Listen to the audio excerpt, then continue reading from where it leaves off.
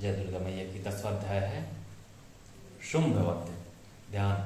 मैं मस्तक पर अर्धचंद्र धारण करने वाली शिव शक्ति स्वरूपा भगवती का मैं हृदय में चिंतन करता हूँ। वे तपाए हुए स्वर्ण के समान सुंदर है। सूर्य, चंद्रमा और अग्नि, ये ही 3 उनके नेत्र है तथा वे अपने मनोहर हाथों में धनुष, बाण, अंकुश, पास और सूत्र धारण किए हुए हैं।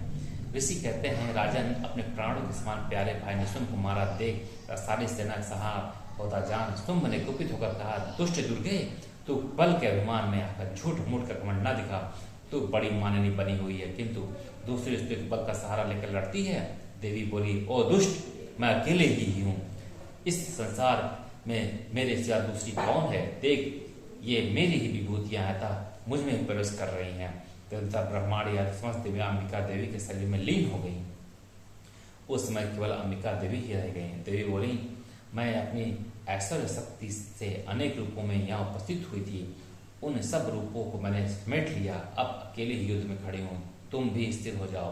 ऋषि कहते हैं, तदंतर देवी और शुंभ दोनों में सब देवताओं तथा दानों के देखते देखते भयंकर युद्ध छिड़ गया। बाणों की वर्षा तथा तीखे शस्त्र एवं दारुण अस्त्रों के प्रहार के कारण उन दोनों का युद्ध सब लोगों के लिए बड़ा भयानक प्रतीत हुआ। उस समय अंबिका देवी ने सैकड़ों दिव्य अस्त्र छोड़े। उन्हें दैत्याज शुंभ ने उनके निमारक अस्त्रों द्वारा काट डाला। इसी प्रकार शुंभ ने भी जो दिव्य अस्त्र चलाए उन्हें परमेश्वरी ने भयंकर हुंकार शब्द के उच्चारण आदि द्वारा खिलवाड़ में ही नष्ट कर डाला। तब उस असुर ने सैकड़ों बारों से देवी को आच्छादित कर दिया। यह देख क्रोध में भरी हुई उन देवी ने भी बाण मारकर उसका धनुष काट डाला। धनुष कट जाने पर फिर दैत्यराज ने शक्ति हाथ में ली, किंतु देवी ने चक्र से उसके हाथ की शक्ति भी काट गिराया। तत्पश्चात दैत्यों के स्वामी शंभु ने चांद वाली चमकती हुई ढाल और तलवार हाथ में ले उस समय देवी पर धावा किया। उसके आते ही चंडिका ने अपने धनुष से छोड़े हुए तीखे बाणों द्वारा उसकी सूर्य किरणों के समान उज्जवल ढाल और तलवार को तुरंत काट दिया। फिर उस दैत्य के घोड़े और साथी मारे गए। धनुष तो पहले कट चुका था। तब उसने अंबिका को मारने के लिए उद्यत को भयंकर मुदगर हाथ में लिया। उसे आते देख देवी ने अपने तीक्ष्ण बाणों से उसका मुदगर भी काट डाला। तीस पर भी वह असुर मुख का तांग कर बड़े वेग से देवी की ओर झपटा। उससे दैत्यराज ने देवी की छाती में मुक्का मारा। तब उन देवी ने भी उसकी छाती में एक चाटा जड़ दिया। देवी का थप्पड़ खाकर दैत्यराज शुंभ पृथ्वी पर गिर पड़ा, किंतु पुनः सहसा पूर्वक उठकर खड़ा हो गया। फिर वह उछला और देवी के ऊपर ले जाकर आकाश में खड़ा हो गया। तब चंडिका आकाश में बिना किसी आधार के ही शंभु के साथ युद्ध करने लगी। उस समय दैत्य और चंडिका का आकाश में एक दूसरे से लड़ने लगे। उनका वह युद्ध पहले सिद्ध और युमनियों को विस्मय में डालने वाला हुआ। फिर अंबिका ने शुंभ के साथ बहुत देर तक युद्ध करने के पश्चात से उठाकर घुमाया और पृथ्वी को पटक दिया।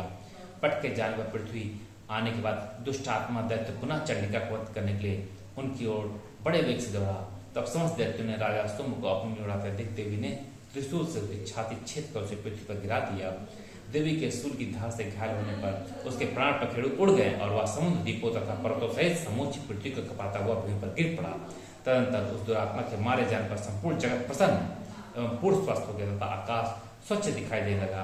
पहले जो उत्पात सूचक वेग और उल्कापात होते थे वे सब शांत हो गए तथा उस दैत्य के मारे जाने पर नदियां ठीक मार्ग से बहने लगी। उस समय शुंभ की मृत्यु से बाद संपूर्ण देवताओं का हृदय हर्ष से भर गया और गंधर्व वर्ग मधुर गीत गाने लगे। दूसरे गंधर्व बाजे बजाने लगे, अप्सराएं नाचने लगी, पवित्र वायु बहने लगे, सूर्य की प्रभा उत्तम हो गई, अग्रसाला की बुझी हुई आग अपने आप प्रज्वलित हो गई तथा संपूर्ण दिशाओं में के भयंकर शब्द शांत हो गए। जय दुर्गा मैया।